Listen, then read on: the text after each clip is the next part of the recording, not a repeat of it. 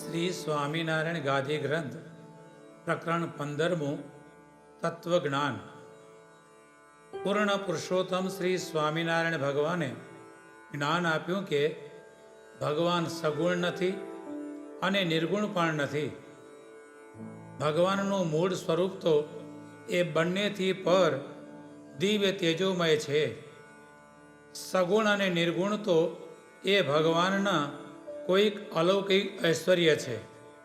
માટે કાર્યની પ્રકરણના 8મા વચનામૃતની રહસ્યાર્થ ટીકામાં બાપાશ્રી સમજાવે છે કે આપણને મળ્યા સર્વોપરી શ્રી સ્વામિનારાયણ ભગવાન, તેમનું જે તેજ તે અક્ષરાધિક સર્વમાં વ્યાપક છે અને અક્ષરાધિક સર્વનું આત્મા છે અને અક્ષરાધિક સર્વથી અતિશય વિલક્ષણ એટલે જુદું છે.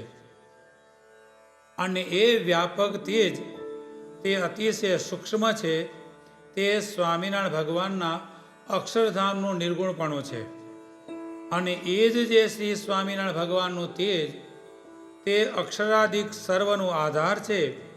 કહેતા તે ભગવાનના તેજરૂપ જે અક્ષરધામ તેની એક કિરણમાં અનંત કોટી અક્ષરરૂપી બ્રહ્માંડો અણુની પેઠે ઉડતા ફરે છે. અને એવા અનંત મૂળ અક્ષરોરૂપી બ્રહ્માંડોનો આધાર શ્રીજી મહારાજનું તેજ છે. તે અક્ષરધામનું સગુણપણું એટલે અપારપણું છે. અને એ સગુણપણું અને નિર્ગુણપણું તે આપણને મળ્યા સર્વોપરી શ્રી સ્વામિનારાયણ ભગવાન તેમનું એટલે તેમનું તેજ જે અક્ષરધામ તેનું અલૌકિક ઐશ્વર્ય છે.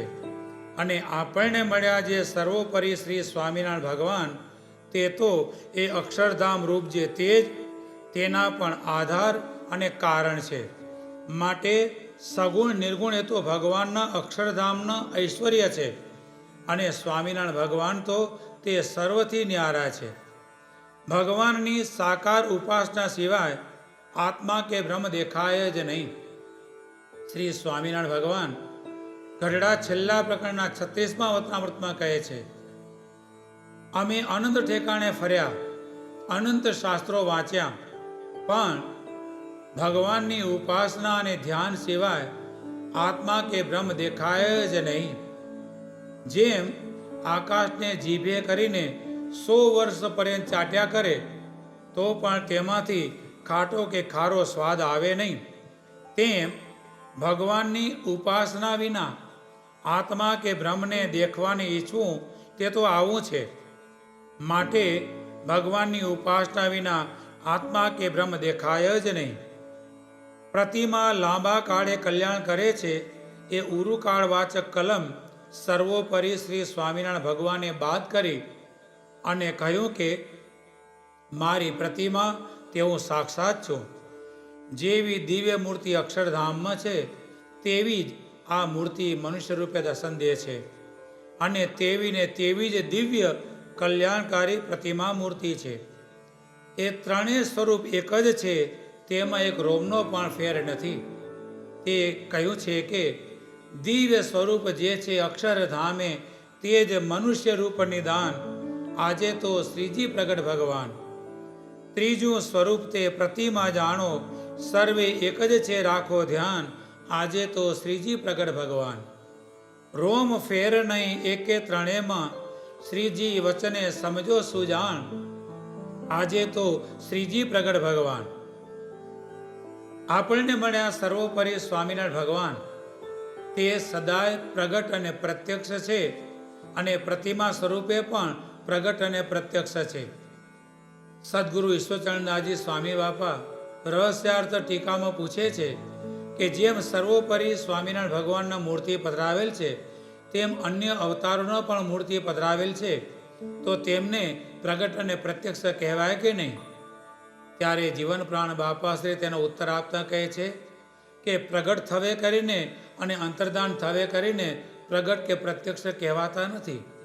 પરંતુ જે સર્વોપરી સત્તાવાન હોય તેમને હંમેશા સદાય પ્રગટ અને પ્રત્યક્ષ કહેવાય. અને જેનું ઐશ્વર્ય ઢંકાઈ જાય તેને પરોક્ષ કહેવાય. ત્યાં બાપાશ્રી દ્રષ્ટાંત આપે છે પરશુરામ અને રામચંદ્રજી બંને સમકાલીન ભગવાન હતા, પરંતુ પરશુરામની ફરસીનું ઐશ્વર્ય રામચંદ્રજીએ પોતાના એક ધનુષ બાણમાં ખેંચી લીધું, માટે પરશુરામ પૃથ્વી ઉપર હોવા છતાં પણ પરોક્ષ કહેવાયા અને રામચંદ્રજી પ્રત્યક્ષ કહેવાયા.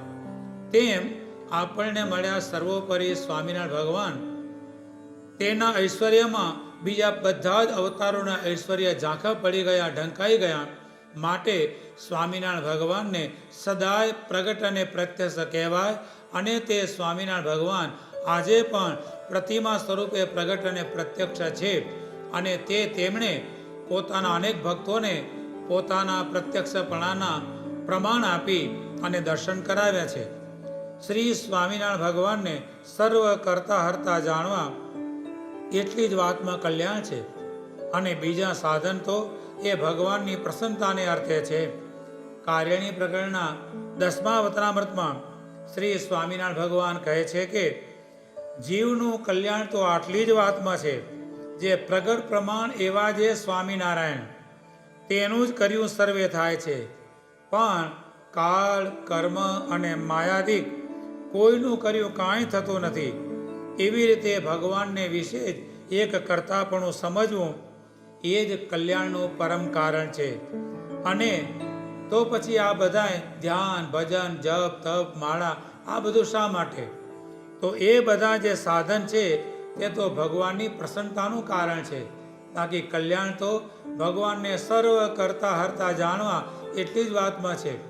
સામાન્ય રીતે મનુષ્ય જ્યારે કંઈ સારું કાર્ય થાય ત્યારે એમ કહે કે મેં કર્યું, અને જ્યારે કંઈક બગડે ત્યારે એમ કહે કરતા હરતા ભગવાન છે. જીવન પ્રાણ સ્વામી બાપા પોતાની વાતોમાં દ્રષ્ટાંત આપે છે. એક બ્રાહ્મણે ઘઉં સૂકવ્યા હતા. ગાય આવી અને ઘઉં ખાવા માંડી. બ્રાહ્મણે એ ગાયને બહાર કાઢવાને માટે લાકડી મારી. કથોડી વાગી ગઈ, ગાય મૃત્યુ પામી ગઈ. એટલે બધા કહેવા માંડ્યા ગાય કોણે મારી? તો પેલો બ્રાહ્મણ કે મને ખબર નથી, ભગવાને મારી. પણ મા જાણે બાપ અને આપ જાણે પાપ. બ્રાહ્મણ તો જાણતો હતો કે મારા હાથે ગૌહત્યા થઈ છે. તેથી તે ગૌહત્યા એના નિવારણને માટે બ્રાહ્મણે બ્રહ્મભોજનનું આયોજન કર્યું. અને એની અંદર ભગવાન પણ બ્રાહ્મણનું રૂપ ધરી અને બ્રહ્મભોજન કરવાને માટે આવ્યા. બ્રહ્મભોજન થયા પછી પેલો બ્રાહ્મણ દરેકને દક્ષિણા આપવા માંડ્યો. ત્યારે લાઈનની અંદર ભગવાન પણ દક્ષિણા લેવાને માટે આવ્યા. બ્રાહ્મણના રૂપમાં રહેલા ભગવાન પૂછે છે કે ભૂદેવ, આ બ્રહ્મભોજન કોણે કરાવ્યું? ત્યારે તે ભૂદેવ કહે છે કે કોઈ પૂછતા નથી, તમે કેમ પૂછો છો? ત્યારે બ્રાહ્મણ રૂપે રહેલા ભગવાન કહે છે કે અમારે આ બ્રહ્મભોજનનું પુણ્ય કોના માથે મૂકવું માટે પૂછીએ છીએ. ત્યારે ભૂદેવ કહે છે કે બ્રહ્મભોજન તો મેં કરાવ્યું. ત્યારે ભગવાન બ્રાહ્મણના રૂપમાં રહ્યા છે, કહે છે જો બ્રહ્મભોજન તમે કરાયું તો ગાયને પણ તમે જ મારી. ત્યારે પેલા ભૂદેવ કહે છે કે પ્રભુ આપ કોણ છો? અને ત્યારે ભગવાને મૂળ સ્વરૂપે દર્શન આપ્યા અને ભૂદેવે ભગવાનની પ્રાર્થના કરી અને ગૌહત્યાનું પાપ નિવારણ કર્યું. ભગવાનને કરતા જાણવા એ તો કદાચ જાણી શકે, પણ ભગવાનને હરતા જાણવા, સંસારમાં કંઈ પણ દુઃખ સર્જાય, યુવાન જુદ પુત્ર હોય અને ભગવાન તેને ધામમાં લઈ લે ત્યારે મનુષ્યને બહુ જ કષ્ટ થાય. પણ તેવા સમયે ભગવાન જે કંઈ મારા માટે કરે છે એ સારું જ કરે છે. આવી રીતે સ્વામિનારાયણ ભગવાનને સર્વ કરતા હરતા જાણવા એટલી જ વાતમાં કલ્યાણ છે. અને બીજા સાધન તો એ ભગવાનની પ્રસન્નતાને અર્થે છે.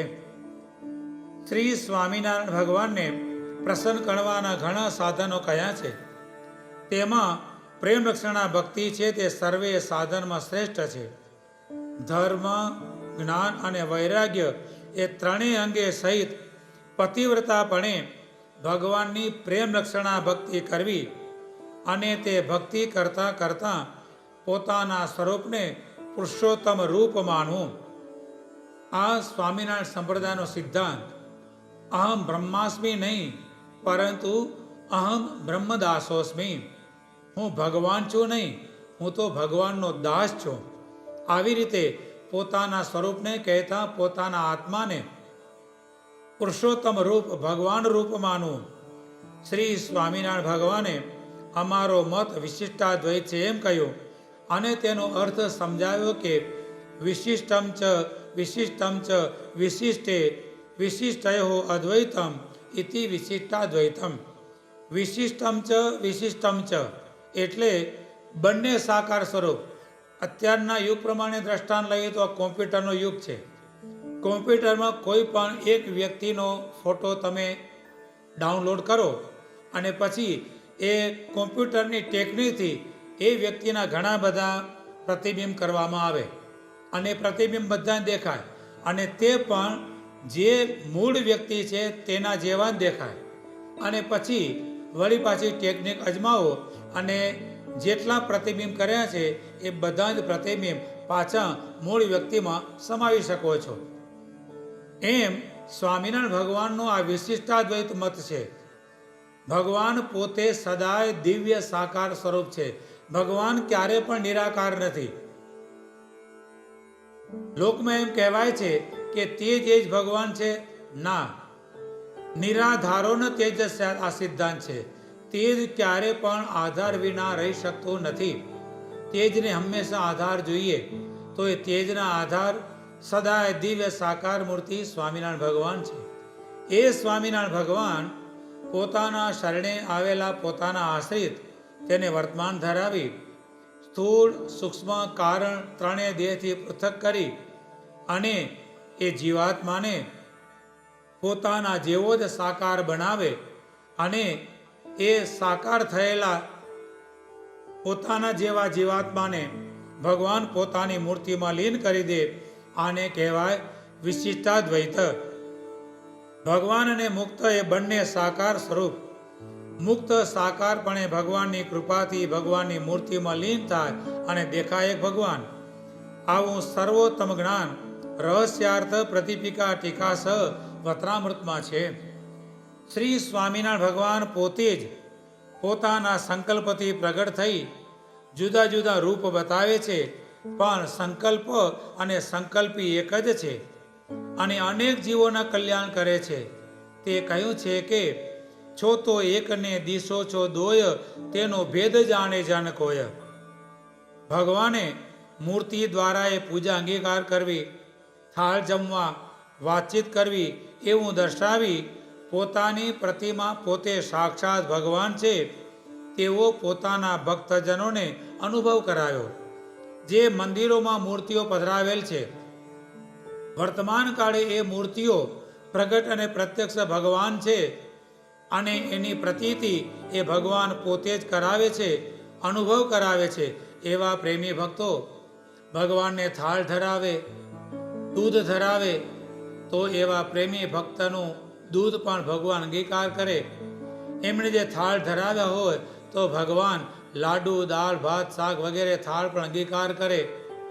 કોઈ ભક્ત પોતાને ઘેર બેઠા બેઠા એમ સંકલ્પ કરે કે આજે ભગવાન મારે ઘરે જમવા પધારે તો સારું, તો વર્તમાન કાળે પણ એ સર્વોપરી સ્વામિનારાયણ ભગવાન અને તેમના સંકલ્પ સ્વરૂપો તેમના તે મનોરથો પૂર્ણ કરે છે. માટે ભગવાને પ્રતિમા દ્વારા પણ આવું દર્શાવી અને પોતે સાક્ષાત છે તેવો પોતાના ભક્તજનોને અનુભવ કરાવ્યો. અને અંત વખતે ભક્તના સંબંધીઓ તથા અન્યને દિવ્ય દર્શન આપી ભક્તના આત્માને પોતા જેવો સાકાર બનાવી પોતાની મૂર્તિમાં લીન કર્યો એવું દર્શાવી વિશિષ્ટાદ્વૈત મતના સિદ્ધાંતનો અનુભવ કરાવ્યો. વર્તમાન કાળે એક સર્વોપરી સ્વામિનારાયણ ભગવાન અને તેમના સંકલ્પ સ્વરૂપો સિવાય કોઈ પણ જીવને ધામમાં લઈ જઈ શકે તેમ નથી. ત્યારે કોઈને એમ સંશય થાય તે પરોક્ષ અવતારોનું જે ભજન કરે છે તો તે અવતારોનું ભજન કરનાર મુમુક્ષુને તેનું ફળ કોણ આપે? તો જીવન પ્રાણ સ્વામી બાપા સમજાવે છે એ ભલે પરોક્ષ અવતારોનું ભજન કરતા હોય, સાચા ભાવથી સાચા હૃદયથી જો ભજન કરતા હોય તો તેનું ફળ અવતારી એવા શ્રી સ્વામિનારાયણ ભગવાન તેને આપે છે. પણ બીજા કોઈથી અત્યારે વર્તમાન સમયે જીવોને દર્શન આપી અને ધામમાં લઈ જઈ શકાય તેમ નથી. કારણ કે વર્તમાન કાળે તો એક અક્ષરધામનું જ દ્વાર ખુલ્લું છે અને માટે નિષ્કુળાનંદ સ્વામી કહે છે, બંધ કીધા બીજા બારણા રે, વેતી કીધી ધામવાર પુરુષોત્તમ પ્રગટી રે. શ્રી સ્વામિનારાયણ ભગવાને પ્રેમ લક્ષણા ભક્તિમાં રસ્તરબોળ બનેલા પ્રેમી ભક્તોને સ્વ સ્વરૂપમાં એવા તો લીન કરી દીધા કે અવલભાઈ આદિબાઈઓ બોલવા લાગ્યા કે કહે હું સહજાનંદ સ્વામી સર્વેનું છું અંતર્જામી. ભગવાને પોતાના ભક્તોને આવી એક રૂપતા દર્શાવી. ભક્ત પણ ભગવાન રૂપ બની જાય અને ભક્તને એમ થાય કે બસ આ જ ભગવાન છે, હું જ સહજાનંદ છું. મારા સંતો આવે છે તેમના માટે ઉતારાની સગવડ કરો, મારા ભક્તો આવે છે તેમના માટે જમવાની સગવડ કરો. આવી રીતે ભક્તને ભગવાને પોતા રૂપ બનાવ્યા. વળી અંત સમયે શ્રીહરિએ સ્વામિનારાયણ નામના પ્રતાપે કેટલાયને રથ ઘોડા વિમાન આદિમાં બેસાડીને પોતાના ધામમાં તેડી જઈ અને અનેકને પરચા દેખાડી પોતાની મૂર્તિમાં લાખ્યા. તીતા ભક્ત કરીને ભગવાનના ભક્ત હતા, અનન્ય ભક્ત. એ બધા જ કુસંગીઓને એમ કહે કે મને મારા સ્વામિનારાયણ ભગવાન તેડવા આવશે. ત્યારે કુસંગીઓ મસ્કરી કરે કે તારા ભગવાન તને તેડવા આવશે, શું લઈને આવશે? ત્યારે તીતા ભક્ત કહે વિમાન લઈને મને તેડવા આવશે. અને ત્યારે કુસંગીઓ એમ કહે કે અમે પણ એ વિમાનનો દાંડિયો ઝાલી અને લટકી જઈશું અને તારી સાથે ધામમાં આવીશું. અંત સમય આવ્યો તીતા ભક્તનો. સ્વામિનારાયણ ભગવાન તેને તેડવાને માટે આવ્યા અને ત્યારે તીતા ભક્ત ભગવાનને પ્રાર્થના કરે છે કે પ્રભુ આખા ગામને દર્શન આપો અને પછી હું તમારી સાથે ધામમાં આવું. સ્વામિનારાયણ ભગવાને તીતા ભક્તને વિમાનમાં બેસાડ્યા.